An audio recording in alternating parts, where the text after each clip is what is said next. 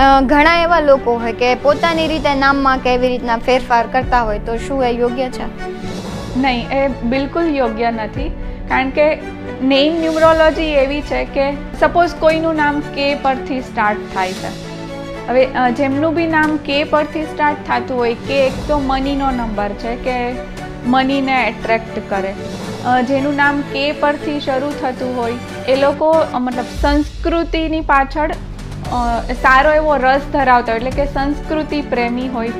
એ લોકોના જે વિચારો હોય ને એ બહુ ગહન વિચાર હોય. હવે જો કે પછી હું એ મૂકું તો એ સારું વાઇબ્રેશન જનરેટ કરે, પણ હું કે પછી એલ મૂકું તો એ બેડ વાઇબ્રેશન જનરેટ કરે. તો હવે તમે જ્યારે જાતે તમારું નામ બનાવો છો કે સેટ કરો છો તો તમને ખ્યાલ નથી કે કયા આલ્ફાબેટ પછી કયો આલ્ફાબેટ મૂકવાથી પોઝિટિવ રિઝલ્ટ આવે છે કે નેગેટિવ રિઝલ્ટ આવે છે. એટલે નેમ, બેબી નેમ હોય, કંપનીનું નેમ હોય, બિઝનેસ નેમ હોય, કોઈ પણ નેમ હોય, ન્યુમરોલોજિસ્ટની એડવાઇસ લઈને જ સેટ કરવું જોઈએ.